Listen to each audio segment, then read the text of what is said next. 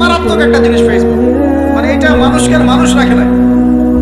যে ব্যক্তি ফেসবুকে আসক্ত তার সাথে কথাবার্তা বলা, লেনদেন, চলাফেরা খুব ডিফিকাল্ট। মানে কি বোঝেন আগে কথাটা? কেন ডিফিকাল্ট? কারণ সে এত বেশি আসক্ত এখানে যে পান থেকে চুন খসলে সে আপনাকে পাবলিকলি ধুয়ে রেখে দিবে। কিছু হইলে আপনাকে ফেসবুকে টেনে নিয়ে আসবে, ফেসবুকে সবাইকে বলবো উনি আমার সাথে এই কাজ করছে। আপনি বলারও টাইম পাবেন না যে আপনি নির্দোষ। খুব মুশকিল না এগুলা? আল্লাহ মাফ করুক আমাদেরকে। একটা নসিহত দিনী বন্ধুদের জন্য আমি একটা নসিহত করতে চাচ্ছি, একটা নসিহত। আমার এই একটা নসিহত একটু মন দিয়ে শুনুন প্রিয় দিনী বন্ধু। রাসূলুল্লাহ সাল্লাল্লাহু আলাইহি ওয়াসাল্লাম আমাদের দিনী বন্ধুদের জন্য জান্নাতে যাওয়ার একটা ফর্মুলা বলে দিয়েছেন। আমি কি বলবো সেটা? আচ্ছা, রাসূলুল্লাহ সাল্লাল্লাহু আলাইহি ওয়াসাল্লাম বলেছেন আমাদের দিনী বোনেরা, আমাদের মায়েরা, নারী জাতি মাত্র 4টা কাজ করলে জান্নাতের যে কোনো দরজা দিয়ে ইচ্ছা প্রবেশ করতে পারবে। খুশি হন নাই? কয়টা কাজ? মাত্র 4টা। এক, যদি আমাদের দিনী বোনেরা 5 ওয়াক্ত নামাজটা ওয়াক্ত মতো পড়ে, আল্লাহ পাক তৌফিক দান করুন, বলি আমিন। 2 নাম্বার, যদি তারা রমাদান মাসের রোজাটাকে ঠিক মতো আদায় করতে পারে। 1 নাম্বার 5 ওয়াক্ত নামাজ ঠিকঠাক আদায় করা, 2 নাম্বার রমজান মাসে সাওম রাখা, 3 নাম্বার তাদের লজ্জাস্থানের হেফাজত করা, মানে শরঈ পর্দা মেইনটেইন করা, শরঈ পর্দা মেইনটেইন করা। এবং আমি বলে দেই, চেহারাটা আপনাদের পর্দার অন্তর্ভুক্ত।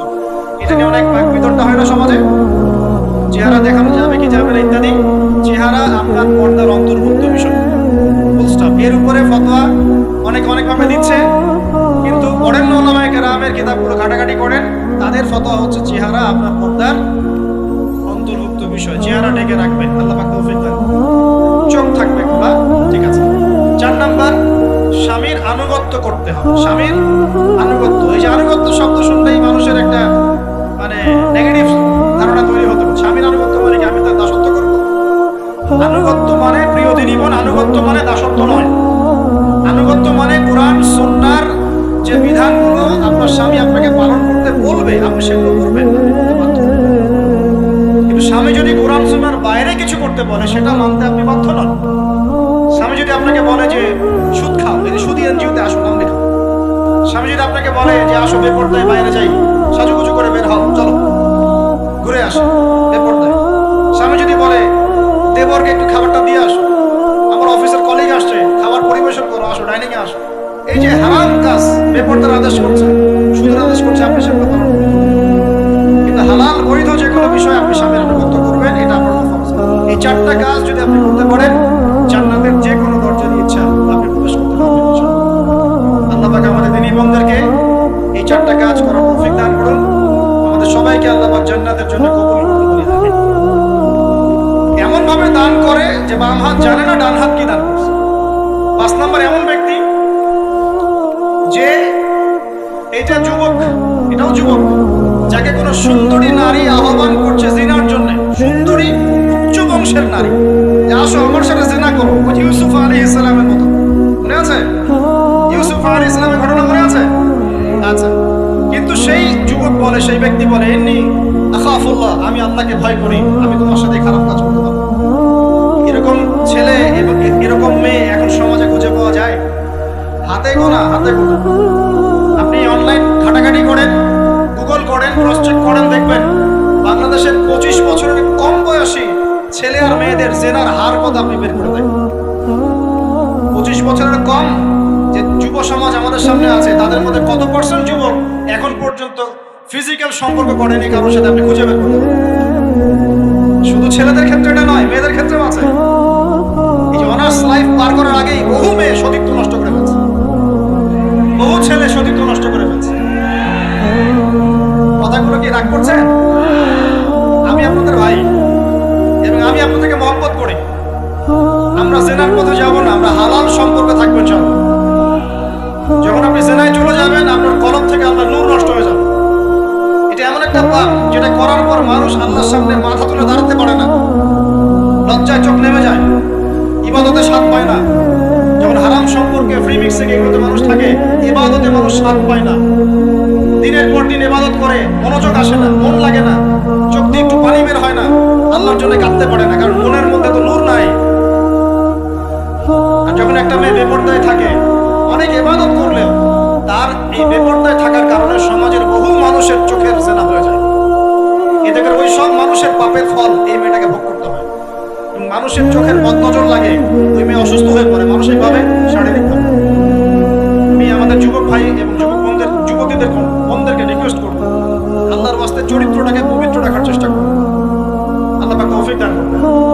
এই যুবককে আল্লাহ পাক আরশের ছায়া দিবেন যে একটা মেয়েকে পেয়েও আল্লাহর ভয় তাকে ভোগ করে না।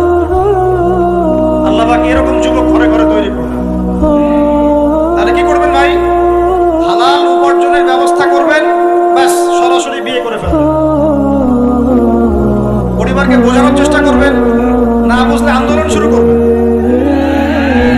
যে আমি জেনা করতে চাই না, আমি বিয়ে করতে চাই, বিয়ে আমার দেওয়ানি লাগবে, এরকম ব্যাস।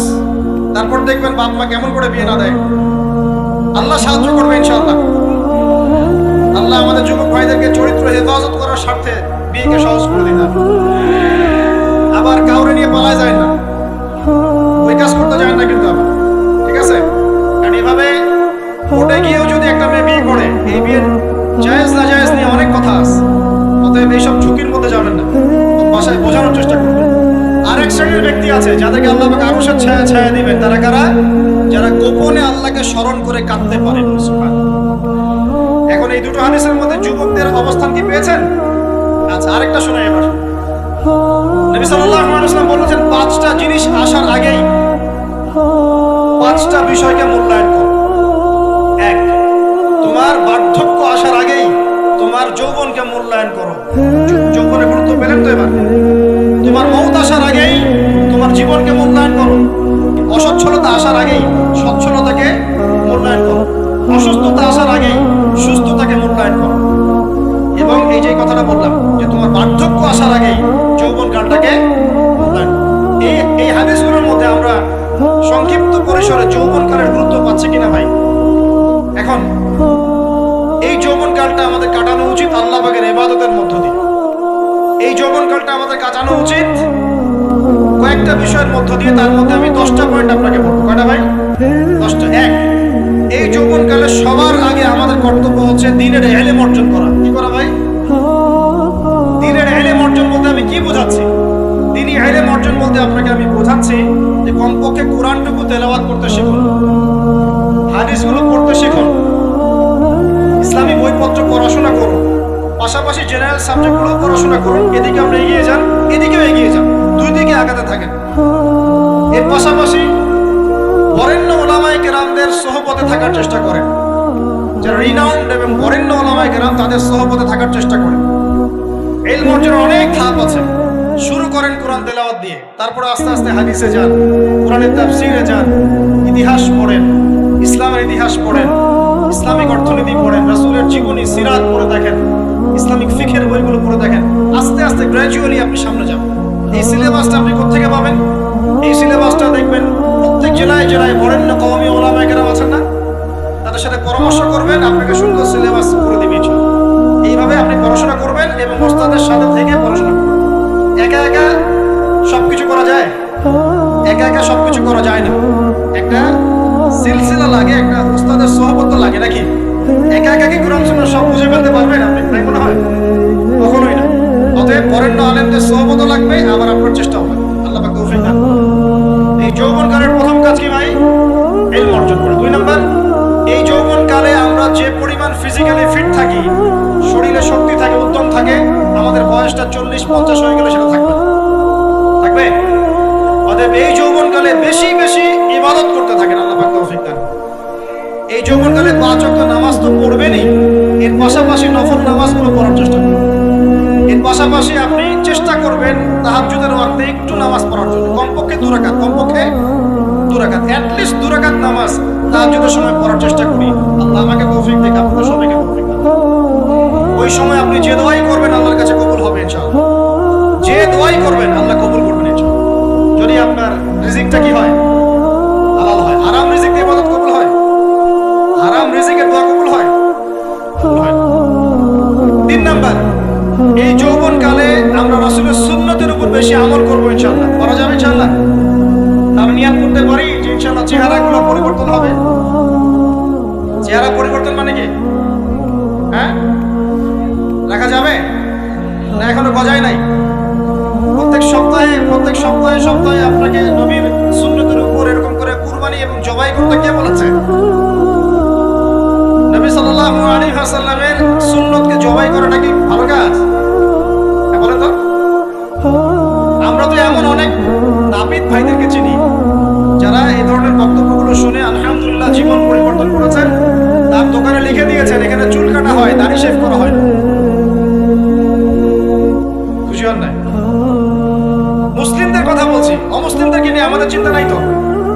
চিন্তা আছে? একটা কথা মনে রাখবেন, একটু কথাটা মনের কান দিয়ে শোনেন। দাড়ি হচ্ছে একমাত্র ভিজিবল সুন্নাত। দাড়ি হচ্ছে একমাত্র ভিজিবল সুন্নাত। ভিজিবল মানে কি? যা দেখা যায়। দাড়ি একমাত্র ভিজিবল সুন্নাত, দৃশ্যমান সুন্নাত, যেটা নিয়ে আমি কবরে যাব ইনশাআল্লাহ। আর কোন সাইন দেখে বোঝার বুদ্ধি নাই এই ব্যক্তি কত বড় মুসলিম, কত বড় সুন্নতের পাবন ছিল। খালি কপালের সেজদার দাগ আর চেহারার দাড়ি বাকি থাকবে। কথা বুঝতে পারছেন ভাই? নিয়ত করা যায় একটু দাড়ি ছেড়ে দেব, নাকি দাড়ি রাখলে চাকরি পাবেন না? দাড়ি রাখলে মেয়ে দিবে না নাকি? যে মেয়ে দাড়ি রাখলে বিয়ে করতে চায় না তাকে বিয়ে করারও দরকার নাই। আর দাড়ি রাখলে যে চাকরি আপনাকে ছাড়তে হয় ওই চাকরিও করার দরকার। চাকরির মধ্যে সব রিজিক আপনার মনে হয়? রিজিকের সবচেয়ে বড় অংশ আছে কিসের মধ্যে? বিজনেসের মধ্যে। যারা বিজনেস করে তাদের আন্ডারেই লক্ষ লক্ষ মানুষ চাকরি করে। বাংলাদেশের যে ইকোনমিক সিস্টেম, এই ইকোনমিক সিস্টেমের মূলে কারা জানেন? ব্যবসায়ীরা। কারা? বড় বড় ব্যবসায়ীরা। এমন অনেক ব্যবসায়ী আছেন যাদের একজনের যাকাতের টাকা দিয়ে একটা গ্রামের মানুষকে খাওয়ানো যায়। বিশ্বাস করছেন? ইকোনমিক তো আমার সাবজেক্ট, আমরা পড়েছি, পড়াশোনা করেন, দেখেন। বিজনেস, এরপরে আছে ক্রিয়েটিভ কোনো প্রজেক্ট, এমন কোনো প্রজেক্ট যেটা এখন পর্যন্ত কেউ লঞ্চ করে নাই। এখন অনলাইনে অনেকে আয় করেন না, আজকে থেকে 20 বছর আগে মানুষ এটা করেছিল। এখন অনেক মানুষ বাহির থেকে পড়াশোনা করে দেশে এসে এই যে ডেইরি প্রজেক্ট করছে, পোল্ট্রি করছে, নতুন নতুন অনেক প্রজেক্ট করছে না? কৃষিভিত্তিক অনেক কাজ করছে। তারা কি সচ্ছল না? আমি একজন ভাইয়ের কথা জানি, যিনি আলহামদুলিল্লাহ আল্লাহর এই অধম বান্দার ওয়াজ শুনে সুদের চাকরি ছেড়ে দিয়েছেন। চাকরি ছেড়ে দিয়ে তিনি চায়ের বিজনেস শুরু করেন, চায়ের বিজনেস। ইদানিং জানলাম তিনি এখন মানুষকে টাকা ধার দেন। মাশাআল্লাহ, তিনি এখন মানুষকে টাকা ধার দেন চায়ের ব্যবসা করেই। আর আমাকে তো এখনো মানুষের কাছে হাত পাততে হচ্ছে। কথা বুঝতে পারেন নাই? আল্লাহ পাক তাকে সুদ ছেড়ে দেওয়ার জন্য সচ্ছল করে দিয়েছেন। এই ওসিলা দিয়েই তিনি সচ্ছল হয়েছেন। রিজিক কার হাতে? বিশ্বাস করেন রিজিক আল্লাহর হাতেই। আল্লাহ পাক চাইলে আপনাকে বেহিসাব রিজিক দিবেন ইনশাআল্লাহ। অতএব সুন্নতকে বিসর্জন দিয়ে নয়, সুন্নতে থাকেন, আল্লাহ পথ খুলে দিবেন ইনশাআল্লাহ। আল্লাহ পাক তৌফিক দান করুন। যুবক ভাইদেরকে বলছিলাম, তাহলে প্রথম কাজ আমাদের ইলম অর্জন করা, তারপরে কি ভাই? নামাজের পাবন্দ হওয়া, আর নামাজ ফরজের পাশাপাশি নফলগুলোও চর্চা করা। 3 নম্বর বলেছি রাসূলের সুন্নতের উপর একদম ইস্তেকামা, দৃঢ়ভাবে আমল করা। আর সুন্নত শিখতে হলেই তো 3 দিনের জন্য বেরিয়ে যান, 7 দিনের জন্য, 40 দিনের জন্য বেরিয়ে যান। সুন্নত শিখিয়ে আপনাকে বাসায় পাঠাই দেবে ইনশাআল্লাহ। পড়াবে না? অনেক মানুষ মনে করে যে তাদের ওখানে গেলে আমার আকীদা নষ্ট হয়ে যাবে, তাই না? তারা বিভ্রান্ত। হ্যাঁ, নাউযুবিল্লাহ। স্বপ্নে পাওয়া ধর্ম, অনেকে টিটকারি মারে, স্বপ্নে পাওয়া ধর্ম। এসব ব্যাঙ্গের ছাতার মতো আদর্শের দিকে মুখ ফিরাবেন না। মাকবুল জামা, যেগুলো মাকবুল জামা, ক্লাসিক্যাল ইসলামের মধ্যে থাকেন, আপনি বিভ্রান্ত হবেন না। তারা আপনাকে কখনো খারাপ কাজে আদেশ করেছে? কত চোর ডাকাত মদখোর মানুষ সেখানে গিয়ে 5 ওয়াক্ত নামাজি হয়ে গেছে, সুদের ব্যবসা ছেড়ে দিয়েছে, মাদক ছেড়ে দিয়েছে, আল্লাহর ওলি হয়ে গেছে আলহামদুলিল্লাহ। আপনাকে তারা সুন্নত শিখিয়ে বাসায় পাঠিয়ে দিবে। এছাড়া আপনি অন্যভাবে শিখতে চলে শিখবেন, সমস্যা। যদি মাদ্রাসায় পড়ার তৌফিক থাকে তাহলে পড়বেন। সবাইকে মাদ্রাসায় পড়ার তৌফিক পাবে না। নিঃসন্দেহে কিছু মানুষ তৌফিক পাবে, কিছু মানুষ হয়তো পাবে না। যারা পাবে না তারা দিন শিখবে কিভাবে? এভাবেই তো শিখবে। সুন্নতের উপর আমল করতে হবে, এটা সবচেয়ে বড় কথা। আল্লাহ পাক আমাদের সবাইকে সুন্নাহর উপর আমল করার তৌফিক দান করুন। 4 নম্বর ভাই, যৌবনকালে আমরা আমাদের সময়গুলোকে মূল্যায়ন করবো ইনশাআল্লাহ। কথা বুঝতে পারছি ভাই? সময় মূল্যায়ন কেমন? আপনার দিন রাতের একটা রুটিন থাকবে, এলোমেলো লাইফ লিড করবেন না। এই যে আমরা, আল্লাহ মাফ করুক, আমরা এখন 3টায় 2টায় 4টায় ঘুমাই, 12টা 1টা 2টায় উঠি, নাউজুবিল্লাহ। এতে করে কি আমাদের রুটিন লাইফটা ঠিক আছে? আমাদের খাওয়ার ঠিক নাই, আমাদের ঘুমের ঠিক নাই, আমাদের মানে খাবারের যে অভ্যাস, খাদ্যাভ্যাসও ঠিক নাই। আমরা একটু খেলাধুলা আগে করতাম, সেটা এখন করি না। সারাদিন ফোন নিয়ে বসে থাকি, আর এই যে ইউটিউব ফেসবুকে বসে থাকি। গোল হয়ে বসে লুডো খেলে, গোল হয়ে কি করে? লুডো খেলে, অনলাইনে গেমস খেলে, অনলাইনে পাবজি খেলে, ফ্রি ফায়ার খেলে। আগে তো তাও ছেলে পেলে একটু ফুটবল খেলতো, ক্রিকেট খেলতো, আমরাও তো খেলেছি। ওই সময় তাও আলহামদুলিল্লাহ আমাদের ফিজিক্যাল ফিটনেস অনেক ভালো ছিল। এখন ওগুলো বাদ দিয়ে যে মানুষ পর্নোগ্রাফি দেখছে, লুডো খেলছে, পাবজি খেলছে, ফ্রি ফায়ার খেলছে, সারাদিন অনলাইনে বসে অথর্বর মতো বসে আছে, এটা কি ভালো হচ্ছে? এজন্য অ্যাটলিস্ট ফজরের নামাজ পড়ে জিকির আজগার করে পড়াশোনা করে আধা ঘন্টা 1 ঘন্টা একটু খেলাধুলা করতে কি সমস্যা? একটু ফুটবল খেলেন, দৌড়াদৌড়ি করেন, জগিং করেন, একটু ব্যায়াম করেন। আল্লাহ পাক আমাদের যৌবনে বরকত দান করুন, আমিন। এই কাজগুলো করতে হবে কিনা? ভালো না খারাপ? করেন। আর নিয়মতান্ত্রিক লাইফ লিড করবো আমরা, নিয়মতান্ত্রিক।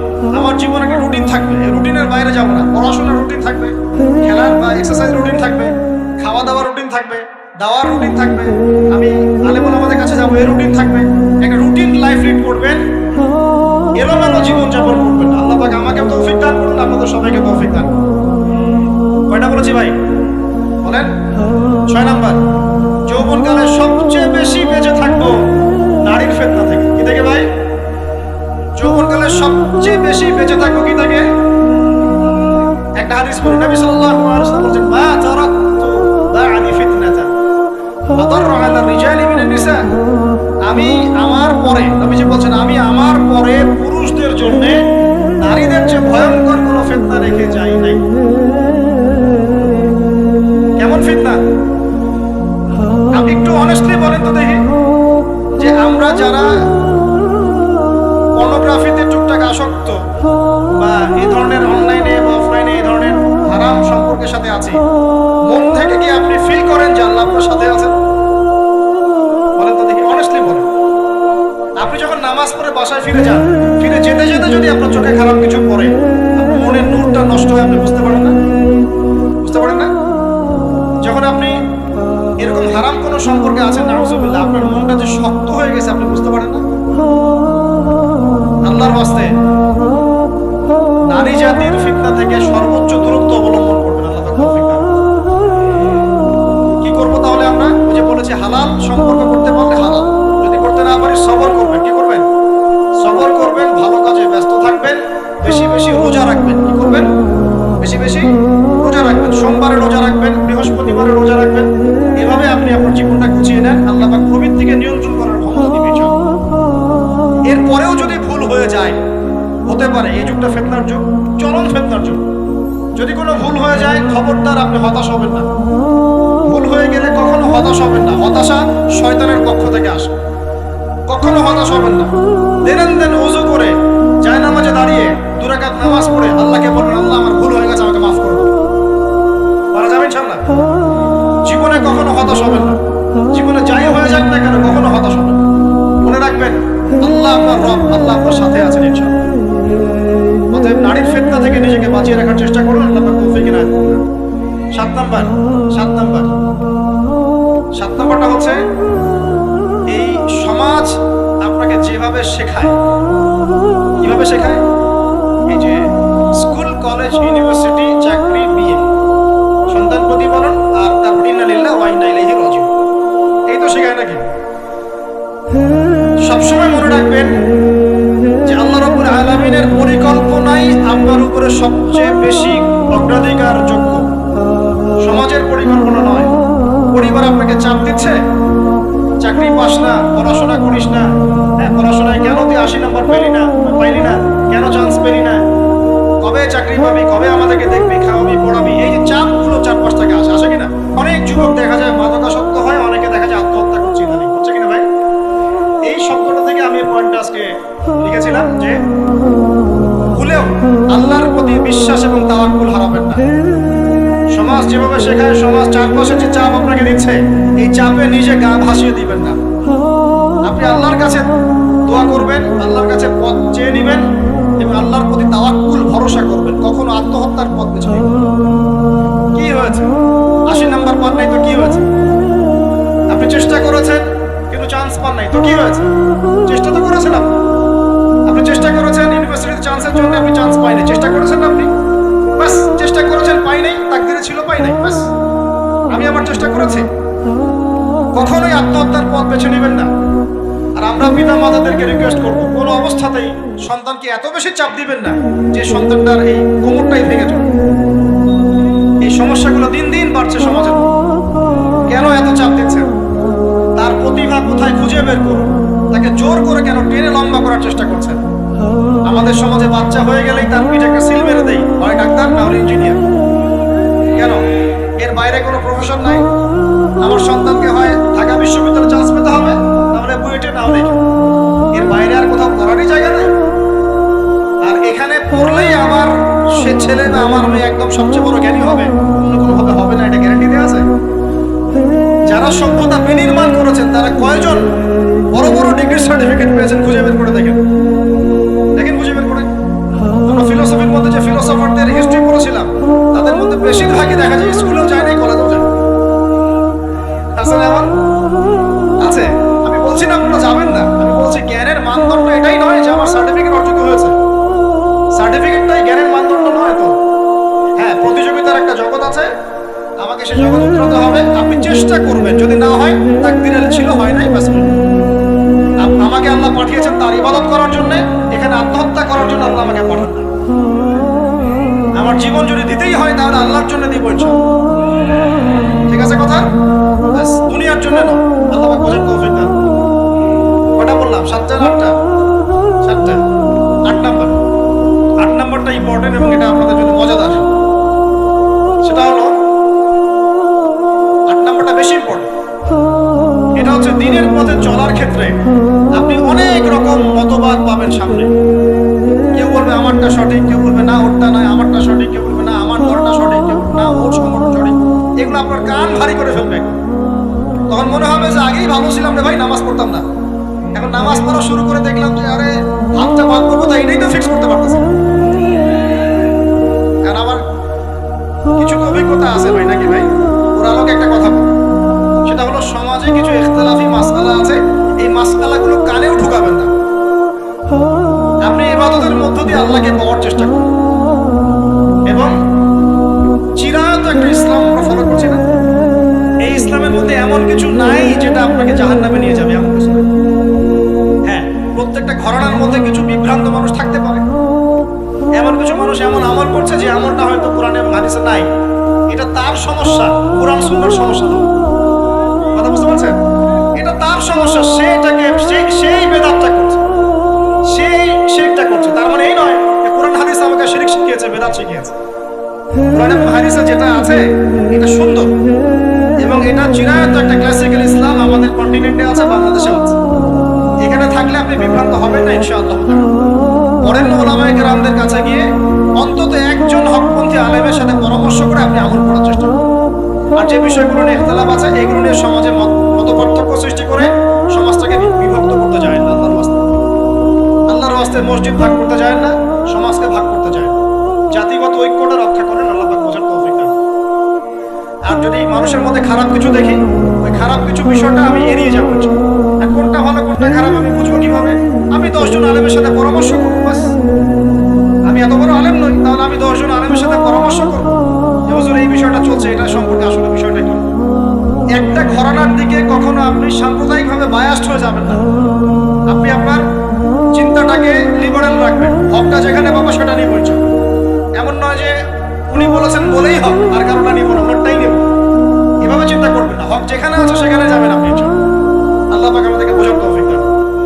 আর যে ইখতিলাফগুলো আছে এগুলো নিয়ে সমাজকে বিভক্ত করতে যায় না। মতানৈক্য নিয়েই ঐক্য হবে ইনশাআল্লাহ তাআলা। আল্লাহ পাক আমাদেরকে এই কথাটা বোঝার তৌফিক দান। আর শেষের কথা হলো যৌবনকালে আমরা আমাদের পরবর্তী জীবনের প্রস্তুতি গ্রহণ করবো ইনশাআল্লাহ। কারণ বার্ধক্যের জীবনে আপনি কিন্তু এই কাজগুলো এখন করতে পারছেন, সেগুলো পরে পারবেন না। অতএব এই সময়ই আপনি আপনার রিজিকের একটা অংশ সঞ্চয় করার চেষ্টা করুন, কিছু সাস্টেইনেবল অ্যাসেট করার চেষ্টা করুন, যাতে পরবর্তী বয়সে গিয়ে আপনাকে দিনের দিকে কাজ কাজ করার জন্য দুনিয়ার ফিতনায় পড়তে না। আল্লাহ পাক আপনাদেরকে হালাল রিজিকের ব্যবস্থা করে দিন, আমি দোয়া করি আল্লাহ। আর সবশেষ যেটা বলতে চাচ্ছিলাম, দেখুন যৌবনকালে আমরা যা করতে পারবো অন্য সময় পারি না। এই যৌবনেই ইলম অর্জন করে আল্লাহ পাকের দ্বীনের এই দাওয়াতের মেহনত আমরা শহরে শহরে, গ্রামে গঞ্জে, জেলায় উপজেলায়, প্রত্যন্ত অঞ্চলে সমস্ত জায়গায় পৌঁছে দিব ইনশাআল্লাহ। যৌবনকালে আমরা বেশি বেশি দাওয়াতি কাজ করার চেষ্টা করবো, আল্লাহ পাক তৌফিক দান। যতটুকু জানেন, আপনি এতটুকু জানেন না যে নামাজ পড়তে হয় 5 ওয়াক্ত, তাহলে নিজে পড়েন, মানুষকে নামাজের দাওয়াত। আপনি এতটুকু জানেন না যে ভাই সুদ খাওয়া হারাম, জানেন কিনা ভাই? ব্যাস আপনি মানুষকে বলেন যে ভাই হালাল খাই, সুদ না খাই। আপনি এতটুকু জানেন না যে জেনা করা হারাম, ব্যাস আপনি আপনার বন্ধুকে দাওয়াত দেন, ভাই জেনার দিকে যাস না এবং হারাম অ্যাফেয়ার্সে যাস না। যতটুকু জানেন ততটুকু মানুষের কাছে পৌঁছে দেন, আল্লাহ পাক তৌফিক দান। যুবক ভাইদেরকে আমি এই 10টা নসিহত করলাম, এই নসিহতগুলো একটু মেনে চলেন, যৌবনটা সুন্দর হবে ইনশাআল্লাহ। এছাড়া আর অনেক নসিহত আছে, এগুলো ওই যে বইগুলোর নাম বলে দিয়েছি, আল্লাহ তাআলা উসমানী হুজুরের যে বইগুলো এগুলো পড়েন, ইনশাআল্লাহ দেখবেন আরো অনেক হেদায়েত আপনি পাবেন। মোটা দাগে কথা হচ্ছে ইলম অর্জন করতে হবে। রাজি আছে কিনা ভাই? রাজি আছে কিনা বলেন? ইলম অনুযায়ী আমল বাড়িয়ে দিব, রাজি আছে কিনা? হকপন্থী উলামায়ে কেরামের সাথে পরামর্শ করে চলবো, রাজি আছে কিনা? আমরা যৌবনকালে হালাল রিজিক অন্বেষণের চেষ্টা করবো, রাজি আছে কিনা? যৌবনের সময়কে বিন্যাস করে চলবো, এলোমেলো জীবন যাপন করবো না, রাজি আছে কিনা? নারীদের ফিতনা থেকে বেঁচে থাকার চেষ্টা করবো, রাজি আছে কিনা? আগামী দিনের জন্য, ইসলামকে এগিয়ে নেওয়ার জন্য দাওয়াতের মেহনত করবো, রাজি আছে কিনা? আচ্ছা, এখন আসেন, এগুলো আমাদের করণীয় ছিল, আমাদের যুবকরা এখন করছে কি সেটা? আমাদের যুবকরা এখন কিশোর গ্যাং করছে, কিশোর গ্যাং কি করছে? আপনাদের পরিবারের কর্তা যারা আছেন তাদেরকে আমি একটু রিকোয়েস্ট করবো, আপনার সন্তানের দিকে খেয়াল রাখেন। আপনার সন্তানকে যত ছোট মনে করছেন, আপনার সন্তান এখন এত ছোট নয়। কিশোর বয়সে সে এমন পাপও করে ফেলেছে যা আপনি এখনো করেন নাই। কিশোর বয়সে এমন এমন পাপ করা তার শেষ যা আপনি এখনো চিন্তা করতে পারেন। অতএব সন্তানকে শুধু গায়ে গতরে বড় করলে হয় না, আমাদের সন্তানকে মানুষ করার জন্য নিজের ঘাম ছেড়ে দিচ্ছি। মানুষ করার অর্থ হচ্ছে ওর আত্মাটাকে করে তোলো, দেহটাকে করে তোলো, আত্মাটাকে করে তোলো। সন্তান থেকে খেয়াল রাখেন। ঢাকা শহরে কিশোর গ্যাংয়ের দৌরত্ব টেকা যাচ্ছে না, রাস্তাঘাটে ছিনতাই করছে, মাদক সেবন করছে, মানুষের সম্পদ মোবাইল দুপ করে কেড়ে নিয়ে দৌড় দিচ্ছে, এক গ্যাং আরেক গ্যাংয়ের সাথে মারামারি করছে। এগুলো শিখছে কোত্থেকে? এগুলো শিখছে আপনার ওই যে অপসংস্কৃতি থেকে থেকে পশ্চিম থেকে, আমাদের পার্শ্ববর্তী থেকে অনেক অপসংস্কৃতি ঢুকছে ভিতরে, ওটা দেখে দেখে দেখে দেখে শিখছে কি করতে হয় না। দুইটা গ্যাং তৈরি করছে এবং সিনেমাতে যেমন দেখানো হয় সে নিজেকে ওই রকম করে চিন্তা করা শুরু করছে। এই কনসেপ্ট গুলো মানুষ পাচ্ছে কোথায়? নাটক সিনেমা থেকে পাচ্ছে। একটা দল ক্রিয়েট করেছে, সে সেই দলের নেতা হয়েছে, আরেক দল তাকে মারতে আসছে, সে আবার তাকে মারতে যাচ্ছে। এই যে জিনিসগুলো, এগুলো নাটক সিনেমায় দেখানো হচ্ছে না। যুবকরা শিখছে কোত্থেকে এগুলা? বাংলাদেশের মেয়েদেরকে একসময় শেখানো হয়েছে তুমি সুন্দর না, তুমি কি না, তাদের মনে ঢোকান তুমি সুন্দর না, আরো সুন্দর হতে চাও, আরো সুন্দর হতে চাও, এই ক্রিম মাখো সুন্দর হয়ে যাবে। এই একটা কনসেপ্ট ঢুকিয়ে দিয়েছে মাথায়, তুমি সুন্দর না, তোমাকে আরো সুন্দর হতে হবে। আল্লাহ তোমাকে যে সৌন্দর্য দিয়েছেন এটা যথেষ্ট না, অন্যরা আরো অনেক বেশি সুন্দর, তুমি সুন্দর না, এই ক্রিম মাখো সুন্দর হবে। এই করতে করতে করতে ক্রিমের ব্যবসা শুরু, বাণিজ্য, সবকিছু পিছনে কি থাকে? বাণিজ্য, আর কিছু না। তারপর শুরু হলো যে পার্লার, অমুক ক্রিম, তমুক ক্রিম, অমুক সোনো, এই সেই, বাস মেয়েরা পাগল হয়ে গেল। নতুন নতুন আমরা আমাদের সংস্কৃতি ধারণ করে যে কাপড় চোপড় গুলো পরি, কিছু মানুষ শেখানো এর চেয়ে এই ফ্যাশনটা ভালো, এটা পরো, বাস ঈদে ঈদে নতুন নতুন ফ্যাশন আসা শুরু। আর পাঞ্জাবি পায়জামা পরা তো আমাদের বাপ দাদাদের শিশুন, বাঙালিদেরই শুন। সব বাদ দিয়ে এখন আমরা কি শুরু করছি দেখেন। এগুলো কিন্তু মিডিয়া দিয়ে আপনাদেরকে ঢোকানো, মিডিয়ার থ্রু দিয়ে। আমরা দেখছি এখন যুবকরা, বহু যুবক মাদকাসক্ত হয়ে যাচ্ছেন, বুঝছেন কিনা? কিসের এত হতাশা ভাই? কি হয়েছে? আপনার গার্লফ্রেন্ড আপনাকে ছেড়ে চলে গেছে, গেছে না হয়তো, কি হয়েছে? কি হয়েছে? গার্লফ্রেন্ড ছেড়ে চলে গেছে তো কি হয়েছে? আল্লাহ পাকের জমিনে কি মেয়ের অভাব নাকি? 40 জন নারীর দায়িত্ব একটা ছেলেকে নিতে হবে, সে মানে মা, বোন, খালা, স্ত্রী, এই সব মিলে 40 জন কাঁধে কাঁধে উঠে যান। এখন ঘরে ঘরে মেয়েদের সংখ্যা বাড়ছে না? নবীজি বলেছেন শেষ জামানায় মেয়েদের সংখ্যা বাড়বে, ছেলেদের সংখ্যা কমবে। কমছে কিনা ছেলেদের সংখ্যা? এখন হয়তো এভারেজ 100 104, পরে দেখবেন আরো বেড়ে গেছে। শুধু আমেরিকার হিস্ট্রি ঘেটে দেখেন, ওখানে ছেলে মেয়ের অনুপাতটা কেমন কমছে, সব জায়গাতে আরো সামনে কমবে। তো একজন গার্লফ্রেন্ড আপনাকে ছেলে চলে গেছে, বাস জীবনটা উৎসর্গ করে দিতে হবে তার জন্য। এখন কি ফেন্সিডিল, গাঁজা, ইয়াবা এগুলো সেবন করতে হবে? আপনাকে কে সৃষ্টি করেছেন ভাই? কি উদ্দেশ্যে? প্রথমে কি একটা বলেছে, কি উদ্দেশ্যে? আমাকে আল্লাহ পাঠিয়েছেন দুনিয়াতে নামাজ পড়তে, রোজা রাখতে, দিনের প্রচার করতে, দিনের জ্ঞান অর্জন করতে, এই তো। তা আমি একজন মেয়ের জন্য জীবন নষ্ট করে দিব কেন? আমি তাহলে আল্লাহর কাছে কি মুখ দেখাবো আর নবীর কাছে কি মুখ দেখাবো? ওখানে গিয়ে বলবো আল্লাহ আমি আমার অমুক প্রেমিকার জন্য আশায় হয়ে একদম জীবন দিয়ে দিয়েছি, আত্মহত্যা করেছি। গেছে ভাই, যাইতে দেন। যে ব্যক্তি আপনার অবস্থানকে মূল্যায়ন করে নাই, সে আপনার যোগ্য ছিল না।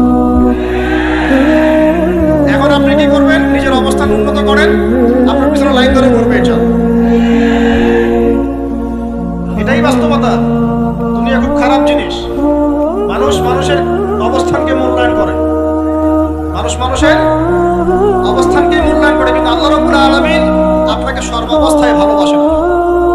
এই যে আমরা এখন অনেক পাপ করছি না, আল্লাহ কি আমাদেরকে আযাব দিয়ে ধ্বংস করে দিয়েছেন? আল্লাহ পাক এখনো আমাদেরকে ভালোবাসেন, গ্রহণ করেন, অপেক্ষায়। আল্লাহ পাক অপেক্ষা করছেন কখন তওবা করবে, আমি তওবা কবুল করব। এই কখন আমার বান্দা খালি একবার বলে আস্তাগফিরুল্লাহ, আল্লাহ পাক সাথে সাথে মাফ করে দিবেন। সেই আল্লাহকে ভুলে আপনি কার পিছনে ছুটছেন? আমরা কিন্তু নিয়াত করতে পারি ভাই যে আমরা যারা ওয়াজ শুনলাম জীবনে কোনোদিন সিগারেটে হাত দিব না। রাজি আছি ভাই? অন্য বড় বড় জিনিস তো বহু দূরের কথা। আচ্ছা, অনেকে রাজি হয় না কেন? আপনারা কি অলরেডি আসক্ত? আমি অনেক ভাইকে দেখেছি মাশাআল্লাহ ইফতার খুলেই একদম পেনশন টানা শুরু। হ্যাঁ, এটা যে হারাম আপনাদের কেউ ওয়াজ করে শোনায় নাই? এটাকে কি মনে করেন আপনারা, হারাম না হালাল? কেউ বলেছে মাকরুহ, নাকি মাকরুহ ফতোয়া দিয়েছে? মাকরুহ শব্দের অর্থ জানেন আপনি? মাকরুহ শব্দের অর্থ কি শুনেন। সূরা বনী ইসরাঈল খুলবেন। কোন সূরা? সূরা বনী ইসরাঈল। আল্লাহ পাক বলছেন আমি বনু ইসরাঈলকে এই কাজগুলো করতে নিষেধ করেছি। কোন কোন কাজ? জিনা করো না, জিনার কাছে যেও না, এতিমের মাল আত্মসাৎ করো না, শিরক করো না, ইত্যাদি। যারা আলেম আছেন তারা আমার কথা বুঝবেন। এই কাজগুলোর পরে আল্লাহ পাক বলছেন যে এই প্রত্যেকটা কাজ আল্লাহর কাছে মাকরুহ, অপছন্দ। কিসের? অপছন্দ। আর এটাকে আপনি সহজ মনে করছেন? নিয়াত করি আল্লাহ পাকের সন্তুষ্টির জন্য আমরা কোনোদিনও মাদকের সাথে সম্পৃক্ত হব না। আর বিশ্বাস করেন, শুধুমাত্র মাদক দ্রব্য নিয়ন্ত্রণ অধিদপ্তর এই আইন কানুন এগুলো দিয়ে, জরিমানা দিয়ে মানুষকে মাদক ছাড়ানো যাচ্ছে না, যাবে না। কেন যাবে না এটা আপনারা খুব ভালো করে জানেন, আমি বলতে চাচ্ছি না। অনেক সময় মাদক বিরোধী কনসার্ট করে মানুষ, মাদক বিরোধী কনসার্টে ওঠার আগে এক বোতল ডাইল খেয়ে আসে। এগুলো কি বাস্তব কথা বলছি না অবাস্তব কথা বলছি? আমাদের যুবক ভাইরা কোশ্চিন কালো মাদকের ধার কাছে যাবেন না। একটা হাদিস খালি মনে রাখেন, একটা এই হাদিসটা মনে রাখেন। নবী সাল্লাল্লাহু আলাইহি ওয়াসাল্লাম বলেছেন কেউ যদি মাদক দ্রব্য সেবন করে তার 40 দিনের নামাজ কবুল হবে। সিগারেট একটা খেয়েছি, 40 দিন নামাজ নাই। এরপর যদি সে তওবা করে আল্লাহ মাফ করে দিবেন। আবার যদি মাদক খায় আবার 40 দিন কবুল হবে। যদি আবার তওবা করে আল্লাহ মাফ করে দিবেন। আবারও যদি খায় আবারও 40 দিন কবুল হবে না, আবারও তওবা করে আল্লাহ মাফ করে দিবেন।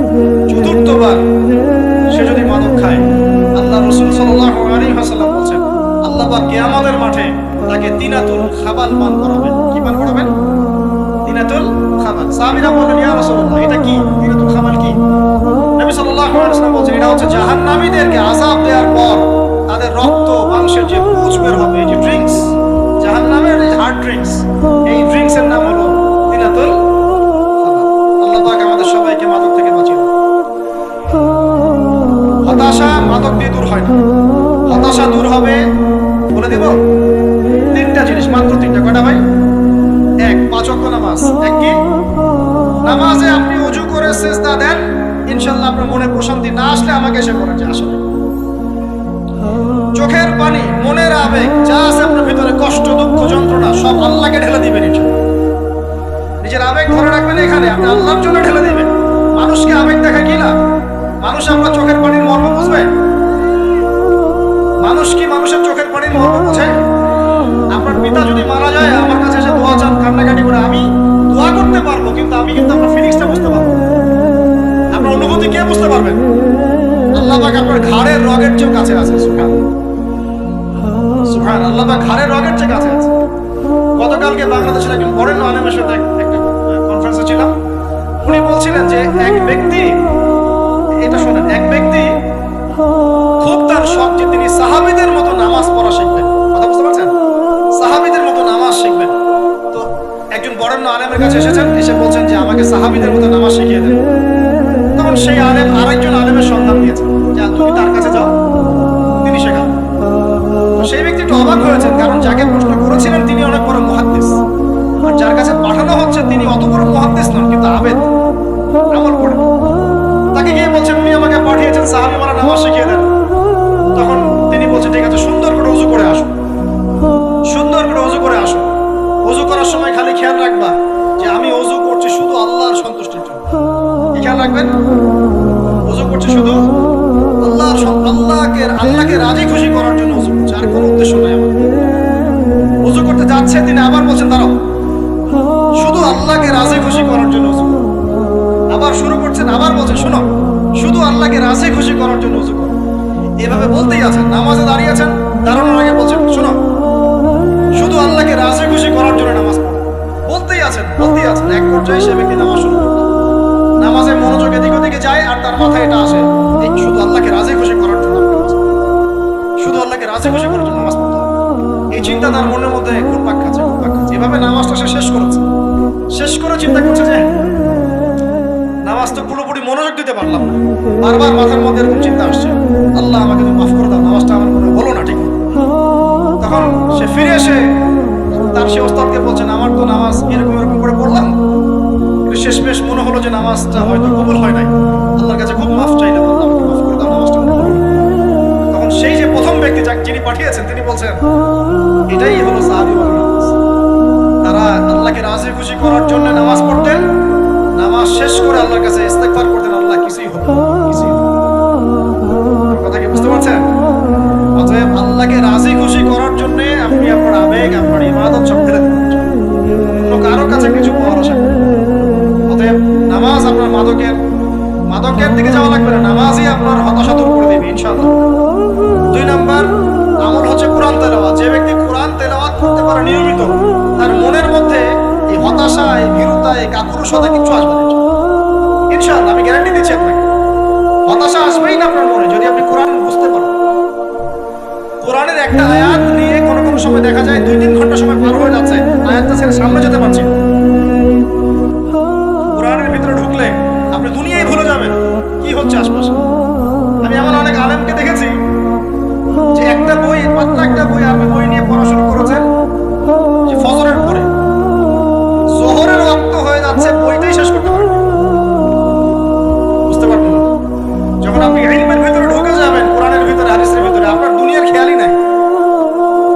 একজন আলেম তিনি এক রাত্রে একটা বই লিখেছিলেন, ছোট বই, এক রাত্রে।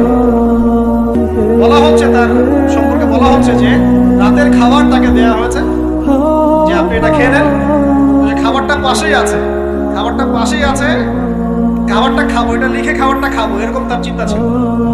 ফজর হয়ে গেছে, বই লেখাও শেষ, খাবার এই অবস্থায় পড়ে গেছে, ডুবে গেছেন ভিতরে, খাওয়ার মাথায় খেয়াল। এরকম হয়। একজন মনীষী, বিখ্যাত মনীষী, রিয়াদুস সালেহীন কিতাবের রাইটার, সংকলক আল্লামা নববী রাহিমাহুল্লাহ, এরকম সারা রাত চলে গেছে, পাশে 2টা খেজুর খাওয়ারই সময় পান। হাদিস নিয়ে গবেষণা করতে করতে করতে করতে রাত পার হয়ে গেছে। বলতে চাচ্ছি, যখন ইলমের ভিতরে, কোরআন হাদিসের ভিতরে ঢুকে যাবেন, আপনার দুনিয়ার খেয়াল আপনার চলে যাবে। এই টেনশন, হতাশা, এই সেই বাদ, তখনই আল্লাহ পাক আপনাকে তার পক্ষ থেকে রহমত দিবেন, বরকত দিবেন, আল্লাহ আপনার দুনিয়ার কাজগুলো করে দিবেন।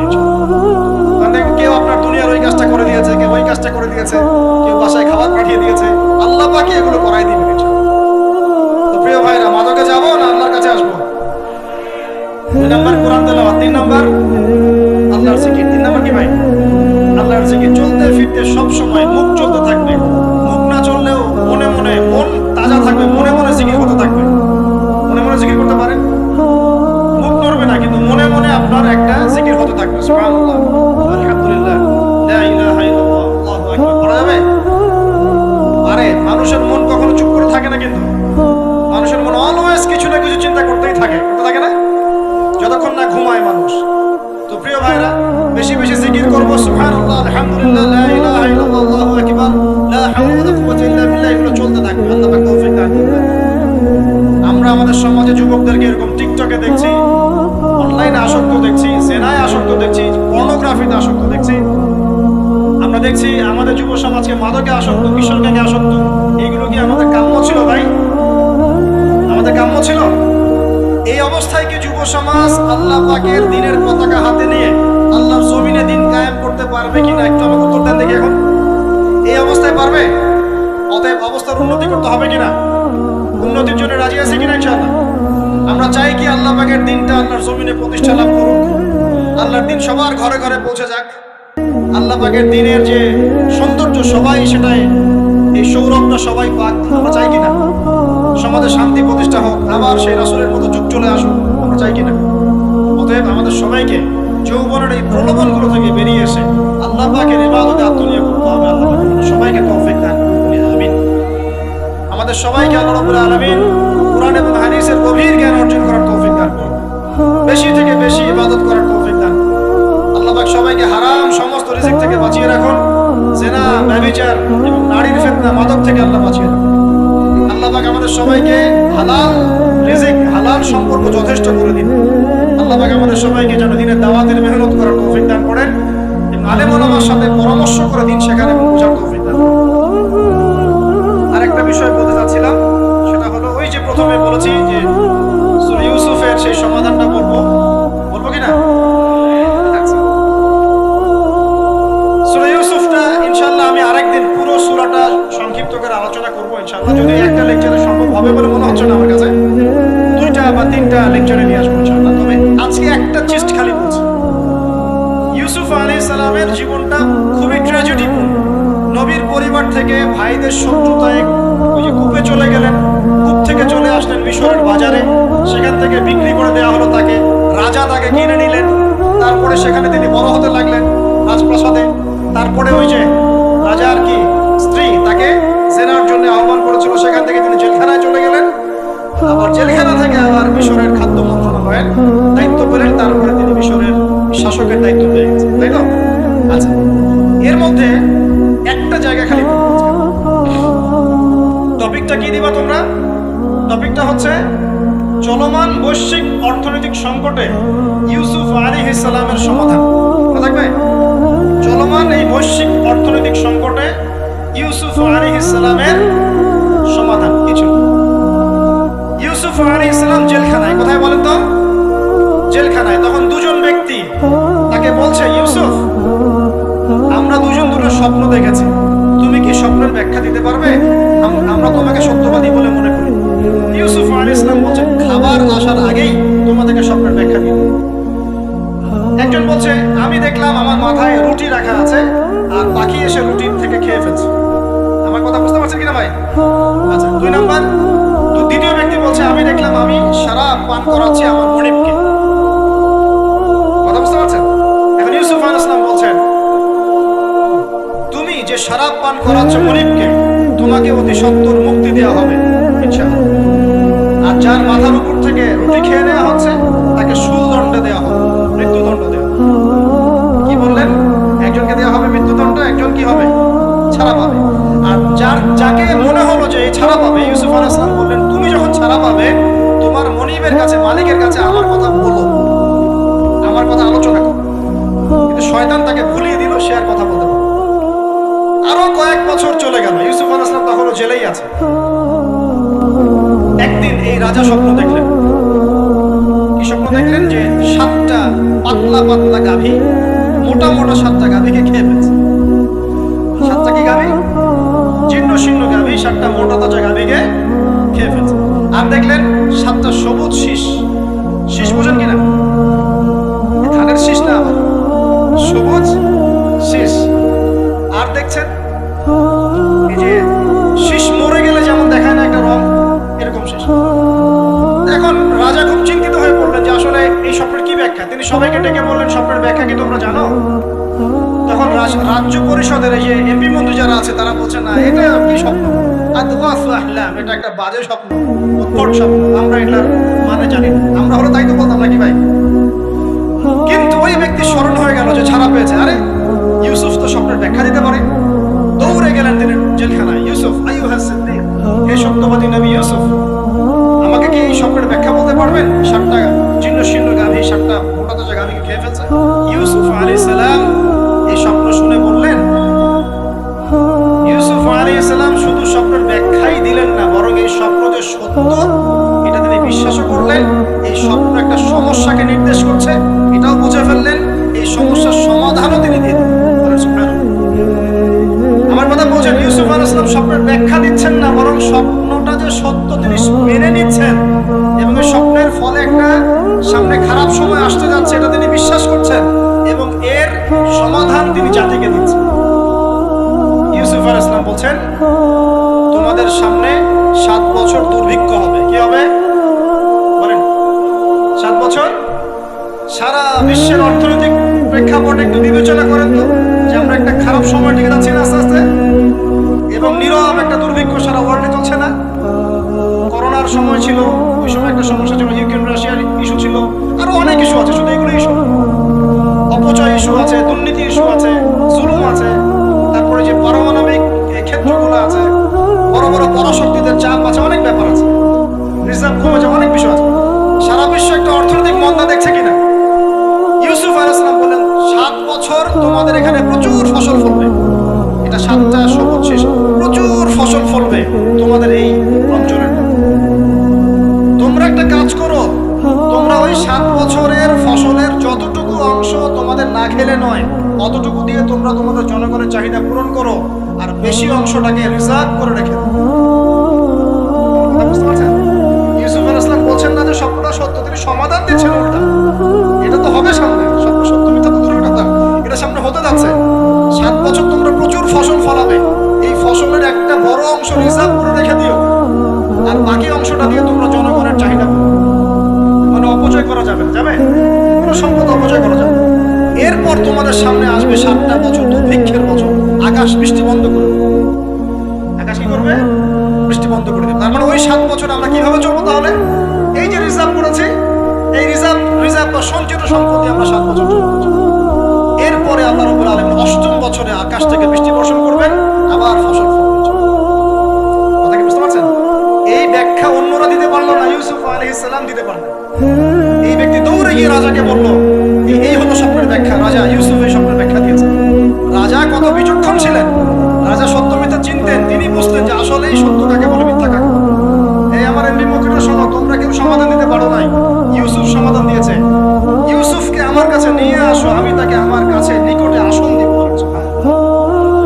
ইউসুফ আলাইহিস সালামকে ডেকে তিনি সম্মানিত করলেন, সম্মানিত করে বললেন যে কোন দায়িত্ব দিলে তুমি আমাদের এই রাজ্যটাকে বাঁচাতে পারবে এই দুর্ভিক্ষের হাত থেকে।